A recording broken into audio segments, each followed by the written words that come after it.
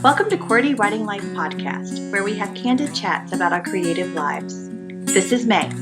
And I'm Joy. For more information about our podcast, monthly newsletter, or author resource series, visit us at QWERTYWritingLife.com. That's QWERTY, spelled QWERTY. It's the first 6 letters on your keyboard. So, are you ready? Grab your tea. Or your coffee, and let's chat. Hello, everyone. It's another week. Hello and welcome. Today, we are going to follow up on our previous episode about sitting and steeping, and we're going to talk about creative habits that you can put into place to avoid procrastination, and also how to enhance your steeping stages. So it's going to be a big episode. But before we talk about that, let's talk about our creative weeks. So, Joy, what did you do?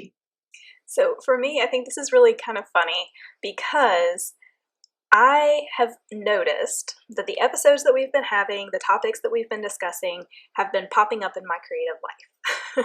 So for example, like taking old things and making new things out of them, or whatever with projects that already exist, that has been popping up for me. Also, this whole idea about steeping and sitting and identifying which is which, that has been popping up so much for me. Really just in the beginning of this year, it has been a huge thing. So I love seeing how the things that we discuss here come into play in our daily creative lives. And that's something that's kind of cool because it reaffirms that what we're talking about is helpful, that what we're talking about is it's a thing, right? It's actually something that we face, that we deal with, that is a big topic for creatives. And also it's just, I don't know, it's kind of neat to see how it comes out and how it works in my own life personally. So there you go. Right. I really think that it's, I don't know if it's validating or something, but maybe it creates like a quiet confidence in us whenever we're starting to notice things in ways that we can improve ourselves and that we are like actively trying to improve ourselves, so that we can be like the best person that we could be, that kind of thing. But like, I agree with you, like the sitting and the steeping stuff, like that's really been a huge part of my introspection, not just for my creative life, but also for like my personal life. Professionally is just, you just go 90 to nothing. But like my personal life and my creative life are the places where I have the most control over what I do. Yeah. And that's been a really interesting thing to evaluate. And where I thought I had no time, there actually might be a smidge, because maybe I was sitting instead of steeping. So that's a good point. I love it. So tell us about your creative week. Yeah. So I have to get a little bit about that I used in yours. I'm so sorry. But the reason why I'm noticing these things is because I'm actually trying to figure out what I want my 2023 to look like. And every year, Joy and I talk about goals, and we talk about like intention and that sort of thing. I've not made any affirmations. Have you made any affirmations this year? No, not consciously. I have not. Right. So I do think I want to try some affirmations again this year. And I want them to be like more in the forefront. And I also want my goals to be more in the forefront. So what I have been doing is like making goals and then like closing the notebook.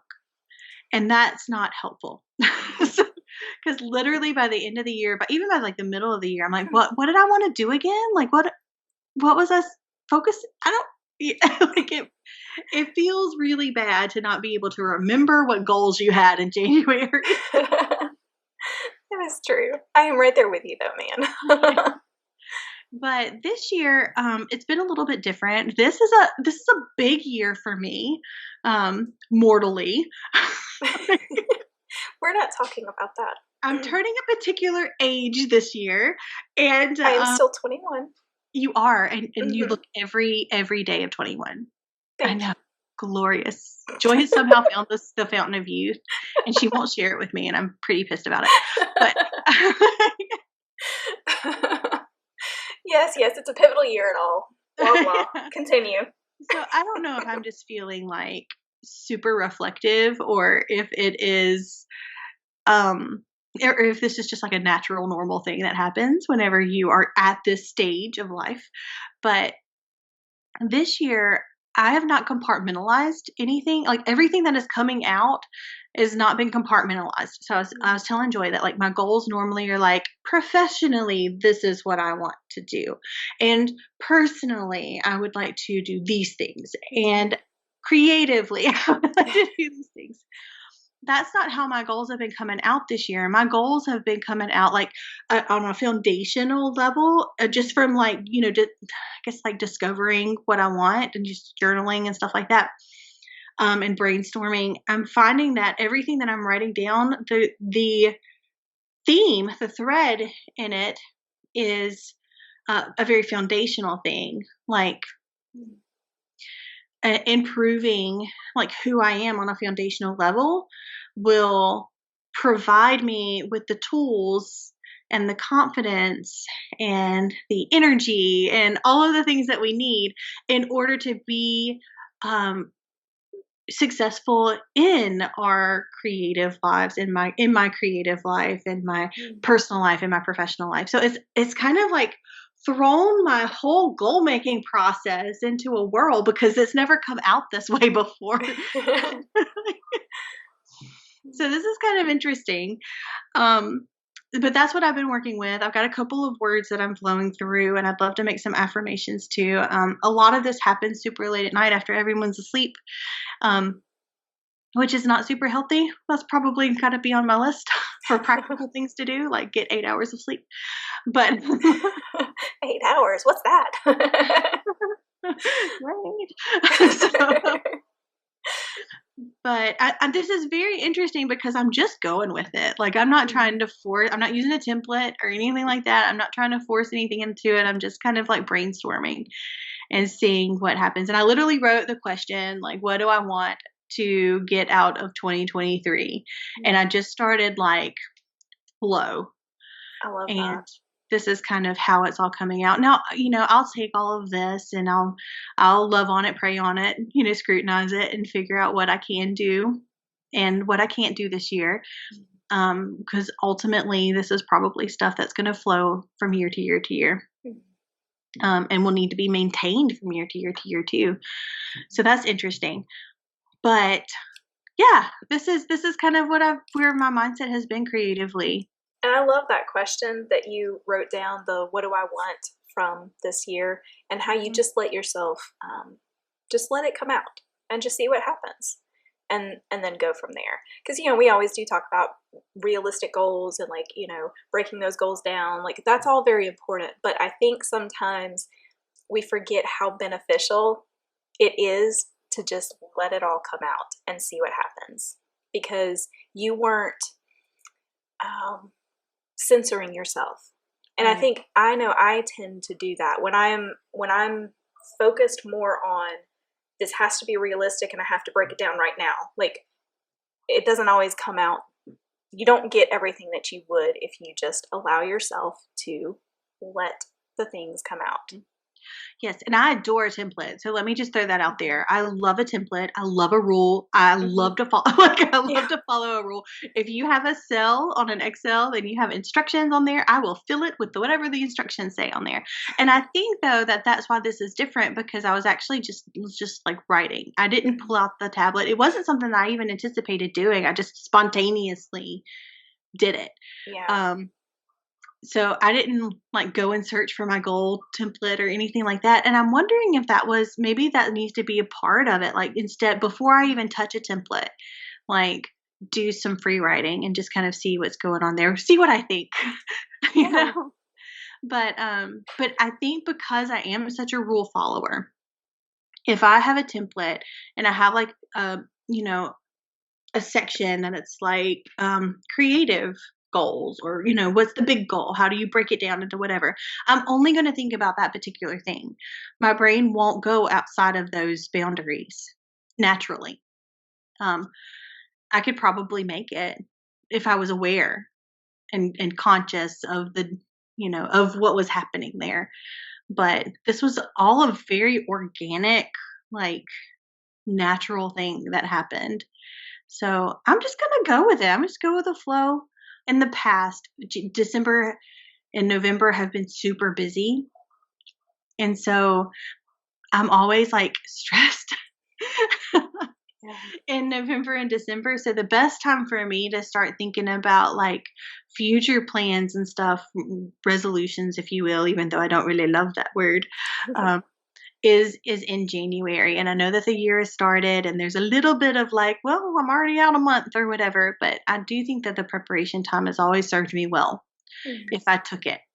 So, Yeah, definitely. It's kind of like I do with my my planner is, and with certain things in my week, it's helpful for me to plan out through the Monday because Mondays just things don't go well. So if I'm going to mm, sit down on Monday and make my plan for the week, that's not a good thing for me. And I've mhm. learned that about myself. So there you go. Your Yeah. So January is my January is Monday. my Monday. Yeah. That's true. Oh, I love that we said it at the same Oh time. no. BFF forever. Oh, Okay. look how in sync we are. Okay, before we lose all of our audience, let's talk about True. We are bringing you something today, I promise. right, It's right. gonna be good. Right. Well, I feel like there was a little nugget of Oh, yes. goodness in that creative week that maybe there's some template clutching people in our audience who are like, let it go, let it, Anyway, so but we're We gonna move turn on. into Cordy the musical. I can see that on the stage. Mm, Mm. yes. Mhm. Off Broadway. Oh, whatever. Right. I'm gonna dream big. Names and lights. Okay. Uh, Creative habits. we're gonna swap. I'm gonna be the realistic one, and she's gonna dream big. Yes, creative habits, Joy. Let's talk about them. Yes. Yeah, so we were thinking about, habits are a good thing. And habits can help us in situations like what we were talking about, where procrastination versus percolation. Are you sitting or are you steeping? And a lot of times, these habits that we put for ourselves can help us avoid the whole procrastination thing while still allowing for that percolation that sometimes can be organic, kind of like with your planning. Um, and we kind of just need that time to be a little bit more flowing and flexible. Habits can actually help with this. Yeah. And so this is going to be different for everybody. So some Mm-hmm. people hear the word habit and they're like, oh, not again. Of Yeah. course it is, February. And I'm sure that everybody has been, bombarded with this word for the past 3 months or so. But we just want you to know that they don't have to be scary, that they're actually supposed to be a helpful tool. They're not supposed to be a tool of shame and degradation. These things that you do routinely, repetitively, that remind your mind that it is, it's doing something good, it's doing something that it knows, and it's doing something that it loves. Yeah, definitely. I agree with that. And so, this is in addition to it being different for everyone, these kinds of habits are also dependent on a few things. Hmm. And those things are season, personality, and outside forces. So we'll kind of break that down just a little bit. So the season, and no, we're not talking about spring, summer, winter, fall. Okay, we're talking about the season of your life.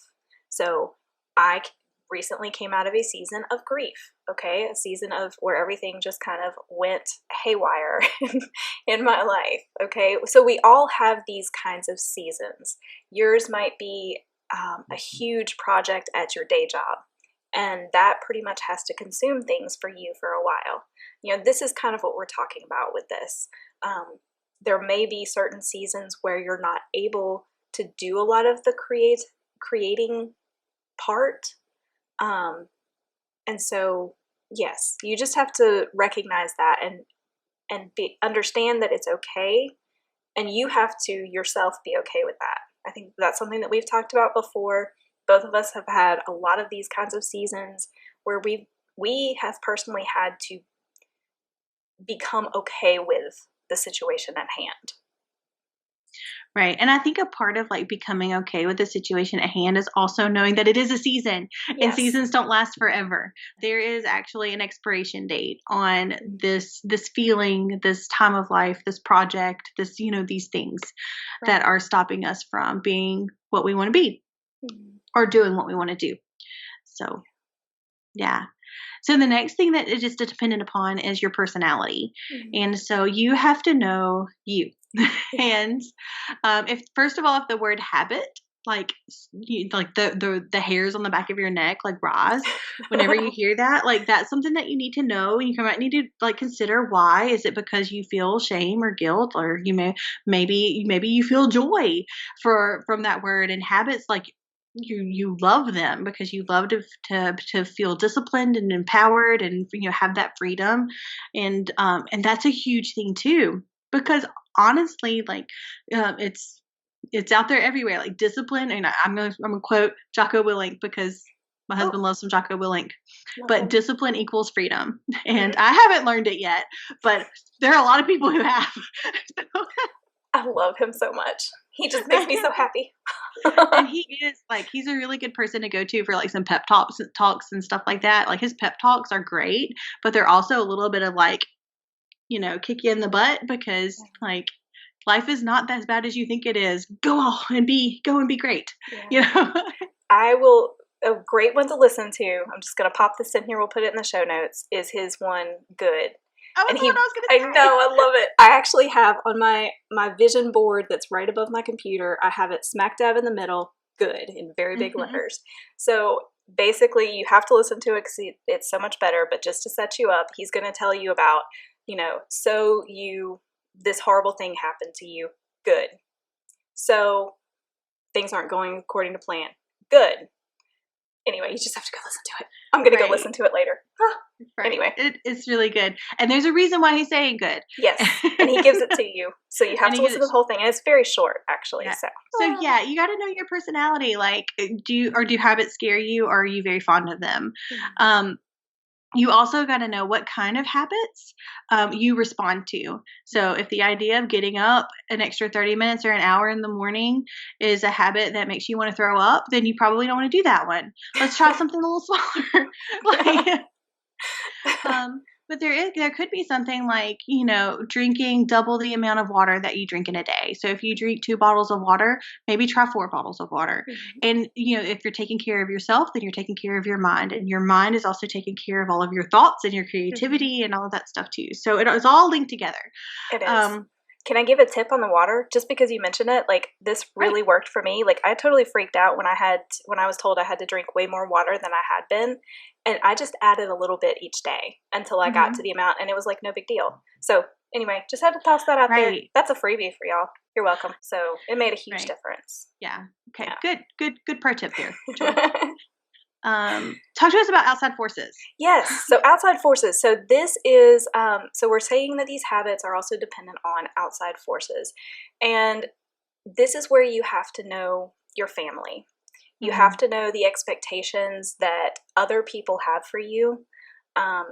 You have to know where your responsibilities are, all of these things. And you also have to understand that sometimes those outside forces completely derail all of your plans.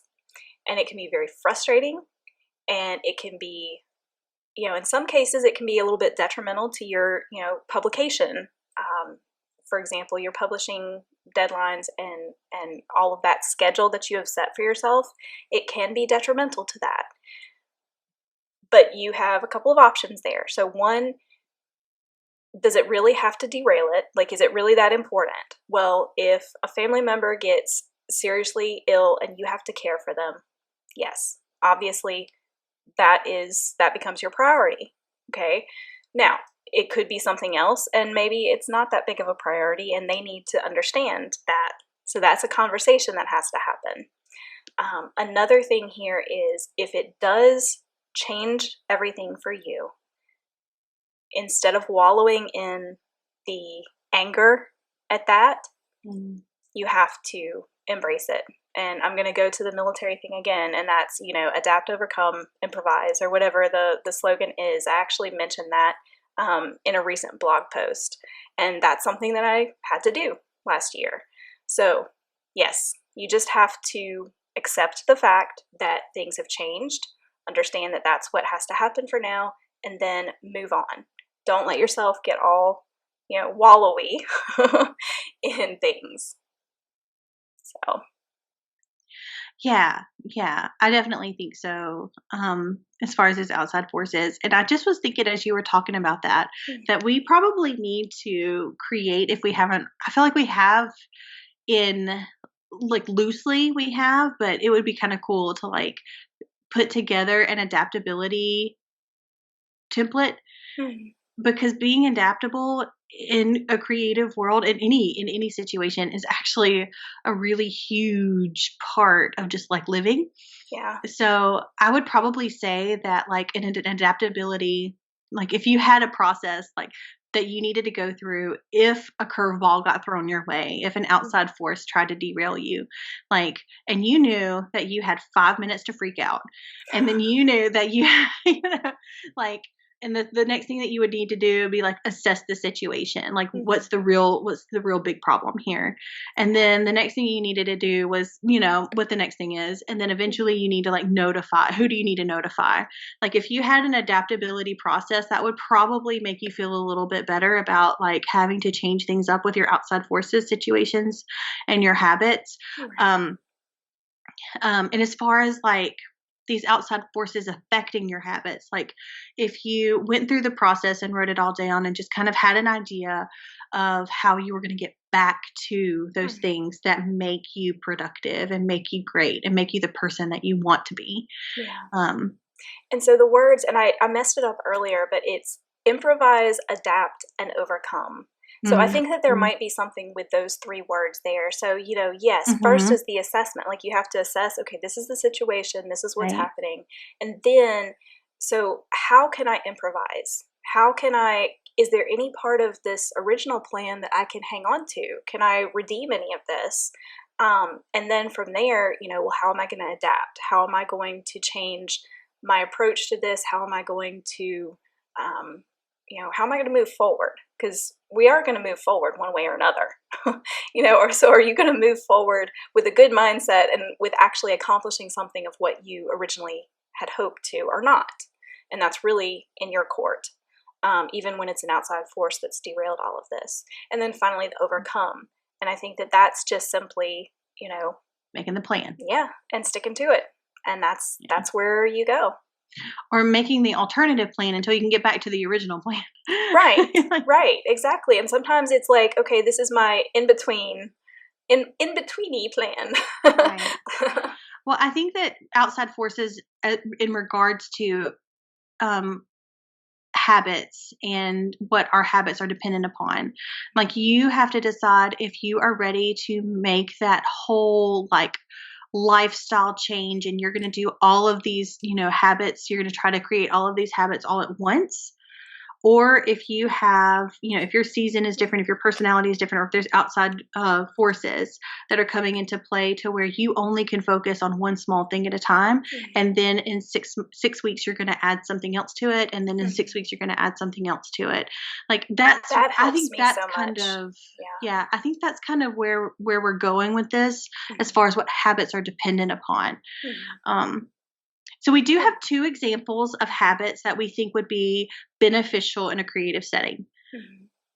Specifically when we're talking about the sitting and steeping, sitting versus steeping. Yeah. Right. So the first one is prioritization habit.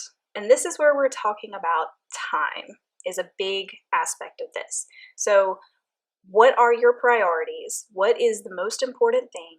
What, putting those things in order. And then looking at the time that you've spent. And I know that we've talked about this in a number of episodes before, so I don't know that this is necessarily going to be something new to say to you guys, but it's, first of all, taking the time, see what I did there? Taking the time to actually see where your time goes. Like where do you have pockets of time? And then putting the things that you need to do, prioritizing those. and then plugging them into your time pockets. So Right. it's going to take a little bit of time if you've never done this before. But this is also something that you need to return to often, because our time pockets change and our priorities change and our responsibilities change. Right. And there are the whole season things and all that too. And you pair this with the introspection that we were talking about in the last episode, as far as you're sitting and you're steeping, and you might find that you have more time than you think you have, because you might have been sitting instead of steeping when you thought you were steeping, and you were actually sitting. So ask me how I know. And you know what you can do while you take the time to evaluate your time is you can make yourself a nice cup of tea. Huh? Yes. I really want a cup of tea, y'all. I'm sorry. I know. I might have one after this. I know. But so another habit that we want to talk about that could benefit this situation is your creative process habit. And so this actually is a lot of observation, and you have to make things in order to observe your creative process. So there's like a couple of things that are going hand in hand here. So you can choose to do like some smaller projects if you don't know the evolution of your creative process and the emotional ups and downs that go along with that. So you can try to do something a little bit smaller. So if, for example, if you're a writer and you want to write novels, maybe you write some short stories and evaluate your creative process from beginning to end on some short stories, just so because it takes so long to write a novel. So truth. And then as you start to write novels, then you can see if your creative process matches up. We think it will. So that's our theory. Let us know. See if our theory is correct. Right.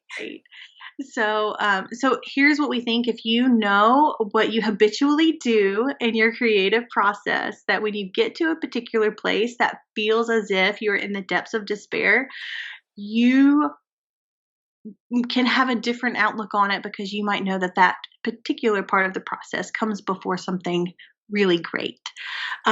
Or if you're in the depths of despair, you know that it's going to get a little bit worse, but there's eventually it's going to get better, and you're going to love your piece at the end of it, because that's how you repetitively have created things. Yeah. I love that. I love the way you said that. And it was so funny when you first said the whole depths of despair thing. Like when we were talking about this before, you're like, so then I can know, oh, yay, I'm in the depths of despair. It's about to get good. That's right. So your whole, like when you're aware of these things about yourself, then there are some things that actually, a negative thing can trigger a positive emotion, because you know that something good is coming next. Yeah. So Exactly. That's probably a nice articulate way of saying that, instead of like, yay. Oh, the yay moment. But yes, I also love yays. So. Well, that's what we have about habits, like creative habits. And so we're going to move on into how we can enhance our steeping stages. So if you have introspectively looked at your situation and found that even though your hands are not actively making something, your mind is steeping on the creative project and you are stoked about that, we want to talk about how we can enhance that steeping stage, because you still might not be able to put your hands into action just yet. Yes. So the first thing we want you guys to do before we get to the thing that you're going to put there is you have to come up with a place for this thing. All right, so where is some place you have to look every single day? Okay, for example, it could be your computer screen. I'm looking at my computer screen right now. I have a vision board. It could be, these are the things that are directly in my sight line right now. It could be things like your bathroom mirror, your front door, your car dashboard, your cell phone screensaver. That's a good idea. You're welcome. Thank you. See, I knew that was you. It was either you or my daughter. I've got a teenage daughter with a cell phone, so y'all figure that one out. So these are just some ideas of places. Where do you look every day? Right.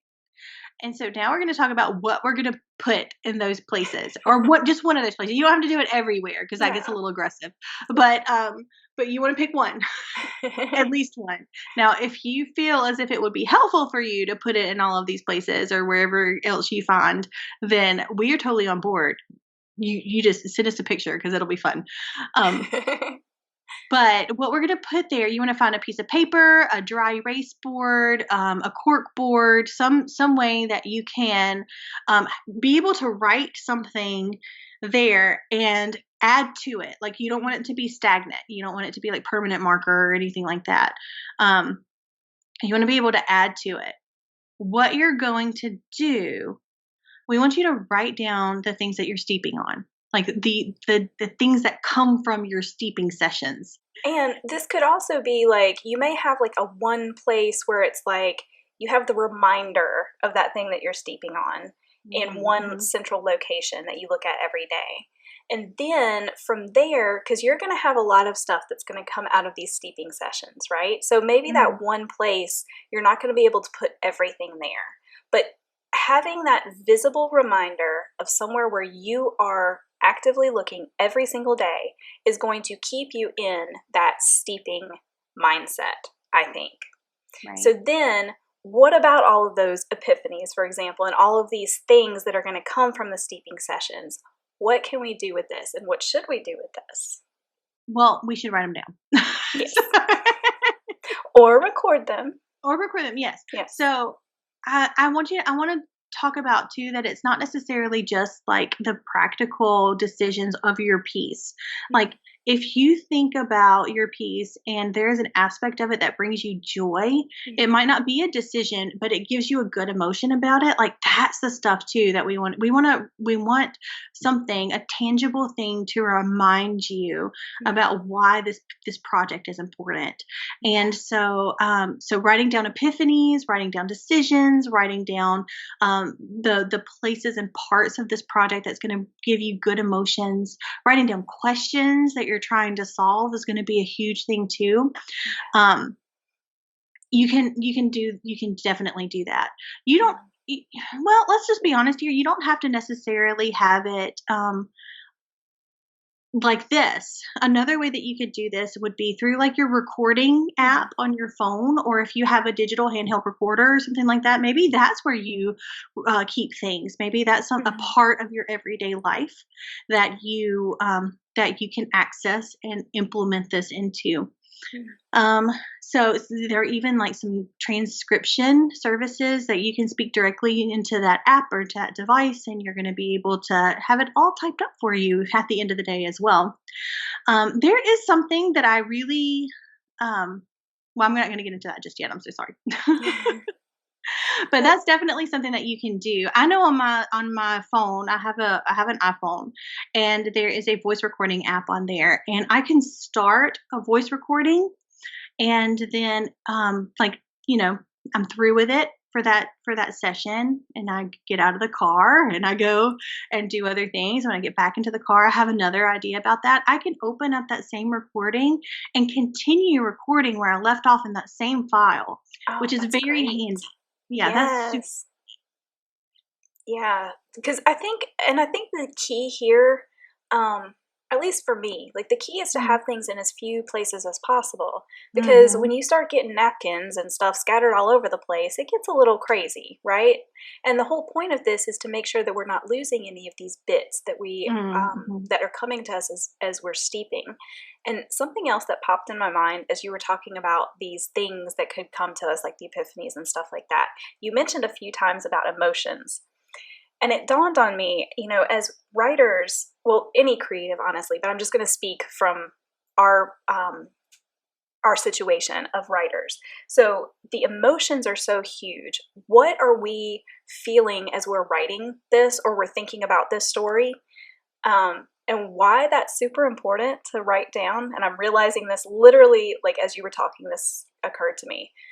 When we write down the emotions that we're having as we're thinking through it, or that we're wanting to have, that's what we're trying to bring out in our readers. And that can also lead us to understand the themes of our writing far better, far earlier. So I think really anything that's coming to you as you are steeping on something, make sure you get it down, whether you're writing or recording it, because it could be invaluable in ways that you don't even realize in the moment. When it's time for your hands to get dirty on that project, for sure. Yes, definitely. Yeah. So what will these things do? What will writing it down and what will recording all of these steeping sessions do? Well, a few things. We're glad you asked. Yes. Well, the first thing is, I think it's pretty obvious, is that it will help you remember what's important as you are steeping. And I also think that being able to have those written down somewhere is something about my mind where if I haven't written it down and if I don't know that it's safe outside of my brain, then I'll just like fixate on that one thing. And nothing else will be able to happen. And so like being able to get it outside in a safe place lets my brain know that it is in a safe place and it can move forward. I don't know if that's like a subconscious thing or if it's something that is something that I do like on purpose, but yeah, there you go. It's like self-preservation there. I know, Right. that's so true. And so then another thing is this also will allow your family, your friends, your animal friends. My baby Tolkien's laying right here. I just had to pet him. Anyway, so now y'all know why I'm reaching over here and it's not awkward. All right, maybe it was awkward, but whatever, I don't care. You allow all of them to see that you are a creator, as well as the other labels that they see on you daily. So when you place, your little thing wherever it is that you look every day, when you pull out your phone and you record something, or your planner and you or tablet and you jot something down really quickly, maybe you were sitting there watching a show together with your family, like pause it, and you pull out your tablet and you jot something down. Like they're seeing that you are a creator, that you are making something, and in these little moments, I think that those can be really beautiful for them to be part of. Right. Especially if you're around people who are looking up to you or who, yeah, there is that. But I'm thinking even like on the partner level, like they get to see a side of you that is not very easy to share. Because there's so much of it that's in your head, so they're going to be able to see that, the wonderful inner workings of your brain externally. And it's just a lovely thing. And I think for people who have dependents, I think that is really important because they're going to be able to see that you're more than just the labels that they think that you are. You're more than a guardian. You're more than, an employee. You get to be more than that. And because you get to be more than that, they get to be more than that too. So, yeah, so true. I love the way you said that. So another thing that we think would be very helpful for you guys in this whole process. So we've talked about these habits. We've talked about, ways to really enhance that steeping stage, as we call it. If you have other creatives in your life, which we hope you do. We did write a book about QWERTY partners. We're pretty fond of this whole notion of having creative friends, right? It's kind of the basis of what QWERTY is. We encourage you to, if you don't already, schedule weekly, bi-weekly, monthly meetings with your creative friends. And in these meetings, you can share what you're steeping on, share what you're thinking about, all of these things, because it enables you to get it out of yourself in a different way. And you may end up brainstorming back and forth. They may have some great insights or suggestions that you wouldn't have thought of. It's just so beneficial in so many ways. And then they can actually help you with the next part of this, which is to know when it's time to act. When you're done steeping, it's time to take that tea bag out. It's time to sip on that tea and dip your shortbread in. So they can actually, I think a lot of times, May probably is better at seeing when it's time for me to act than I can see it. Like, and vice versa.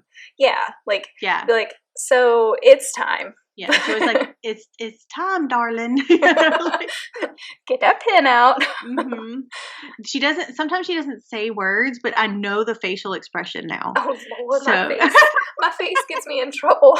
But no, it's good for me to know that because I really sometimes I don't know when I'm being ridiculous, and I'm able to get that from her, on a nonverbal level, because Joy does this thing where she wants me to come to these conclusions by myself, and I really appreciate that. so much that she thinks that I can come to conclusions by myself. But she's more confident in me than I am, I think.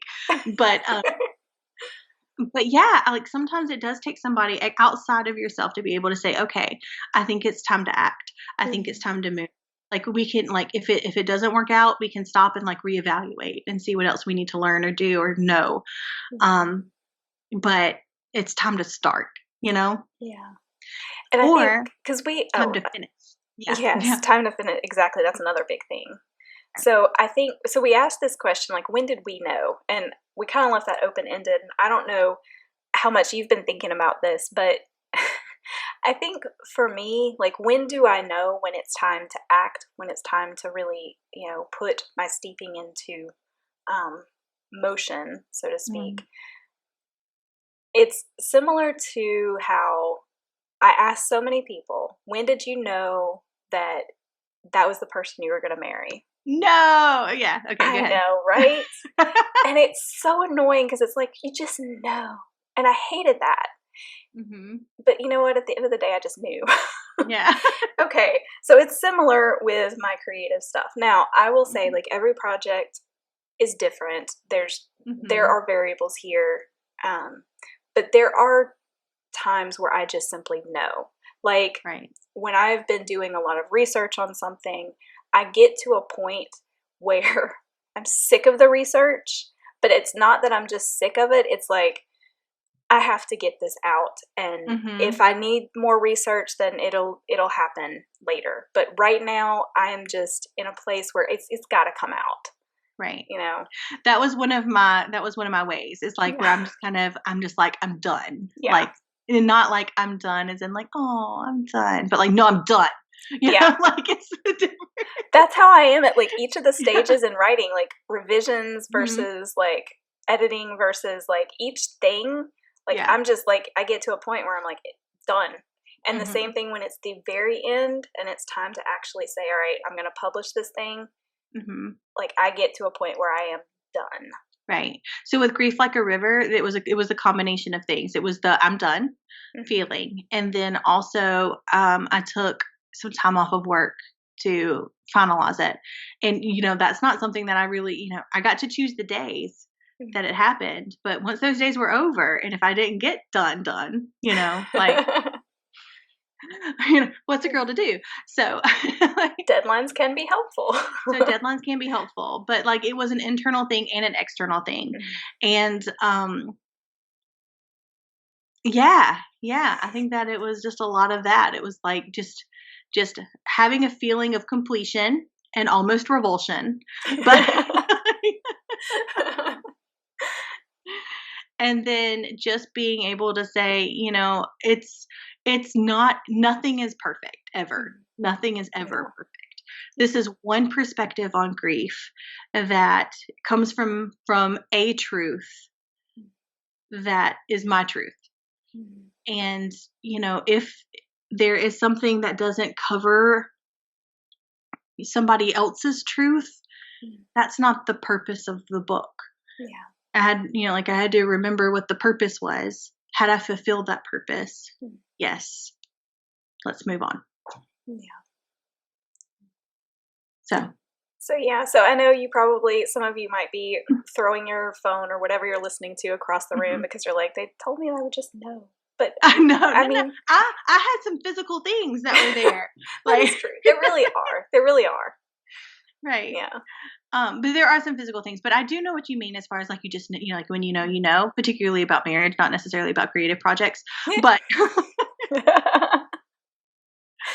but like so there is a little bit of like mysticalness um that goes into this. But we knew that creativity was magic anyway. Like I think that everybody who is a creator is like there's a little bit of fairy dust in everything that we do. So don't be surprised that if if it comes up and it happens. But also don't be surprised if you set a deadline and you feel as if you have met the purpose of this particular project. And so, um, So, or if you set a steeping deadline, because I know I started talking about like the final project. So I apologize about That's that. true. That is was true. more about the final project than it was about like, are you ready to get your hands dirty? But I think that So it's similar because like every stage is the same. Like it's a Mhm. stage, and I think that that's like every aspect of this is a different stage, and there has to be an end to that stage. Right. And I So think that it's the same. Right. And with taking your season and your person, like your season in life and your personality and your situation all together, like if you put together a timetable that you think is going to fit a steeping stage, like when you get to the end of that timetable and you don't feel as if you know enough about your creative project yet, then like reevaluate the timetable, but also be introspective and know if you are adding time to that timetable because, well, you need to know why you're adding time to that timetable. Yeah. Goes back to that why question. Yeah. That's right. And never think that just because you start a different part of the process doesn't mean that you can't go back to any other ones that happened before. So just know that adaptability, flexibility, your inner muse is not going to run away and start another project without feeling fulfilled on this one. So, yay. So I think it's time for a challenge. Sure. And our challenge is simply do the things that we just said. So, like, a good question would be like, do you have creative habits? Are they helping you? If they're not helping you, how can you adjust them? Or maybe you should try something different. Maybe put a little spark in that habit life, right? And if you don't have any creative habits, what's one that you can try? Maybe you can just try a little bit of one this week. Maybe it's just 2 days a week.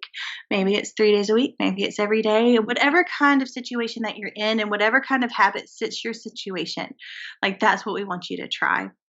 And then if you have a really good steeping stage situation going on, then we want you to try one of our practical tips to help enhance your steeping stage.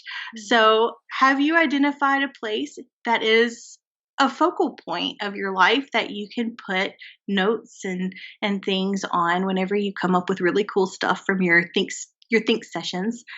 And if that's not good, are you trying to record something, all of those notes into some sort of device? And if that's not good, are you having regular meetings with your core creatives?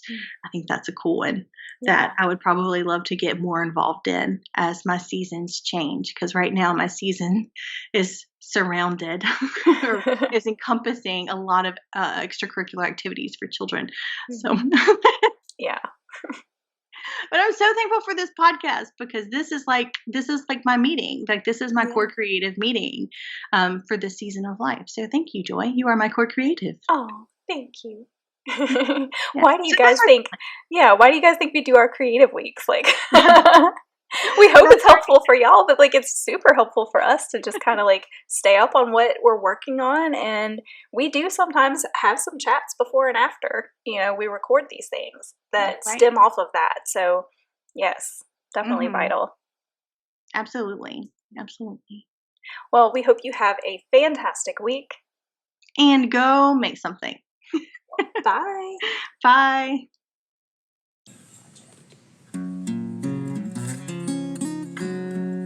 Thanks for tuning in. We hope this episode encouraged you.